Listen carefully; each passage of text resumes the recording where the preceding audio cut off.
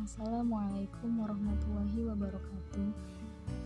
Perkenalkan, nama saya Levi Mariani dari Prodi PG PAUD Reguler Plus Universitas Pancasakti Bekasi.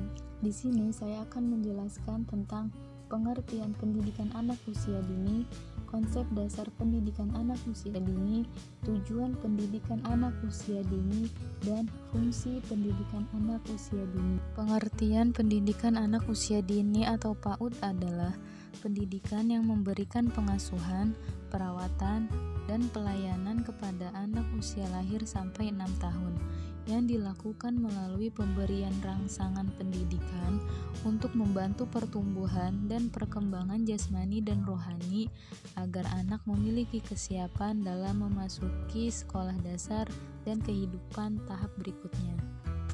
Berdasarkan Peraturan Menteri Pendidikan Nasional Nomor 13 Tahun 2005, PAUD termasuk dalam jenis pendidikan non-formal. Sedangkan pada Departemen Pendidikan Nasional atau Depdiknas, PAUD dimasukkan ke dalam Program Pendidikan Luar Sekolah atau PLS.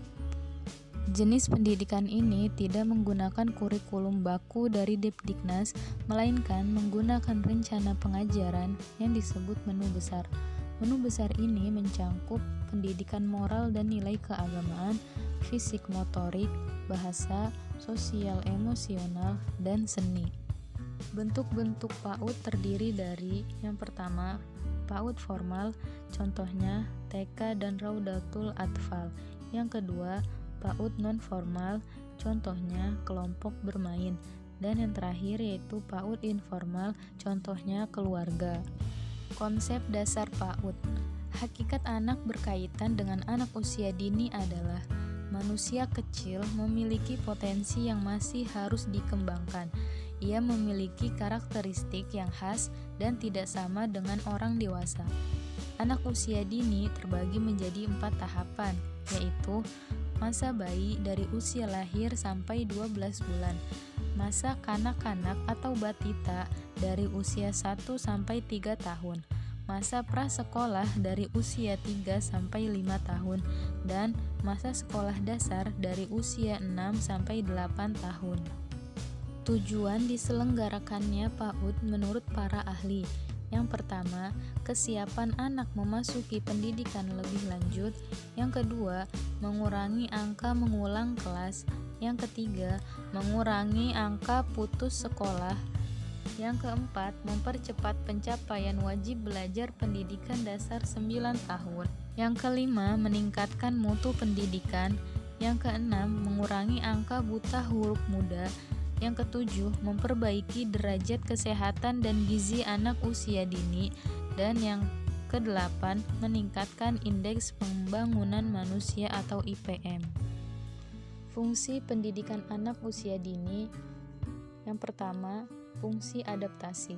Berperan dalam membantu anak melakukan penyesuaian diri dengan berbagai kondisi lingkungan serta menyesuaikan diri dengan keadaan dalam dirinya sendiri. Yang kedua, fungsi sosialisasi. Berperan dalam membantu anak agar memiliki keterampilan sosial yang berguna dalam pergaulannya. Yang ketiga, fungsi pengembangan.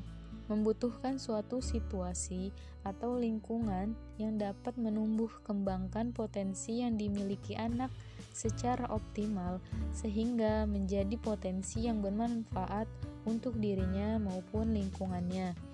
Dan yang keempat, fungsi bermain. Berkaitan dengan pemberian kesempatan pada anak untuk bermain, karena pada hakikatnya bermain itu sendiri merupakan hak anak sepanjang rentang kehidupannya. Melalui kegiatan bermain, anak akan mengeksplorasi dunianya serta membangun pengetahuannya sendiri. Mungkin hanya ini yang dapat saya sampaikan. Semoga bisa bermanfaat untuk kita semua. Assalamualaikum warahmatullahi wabarakatuh.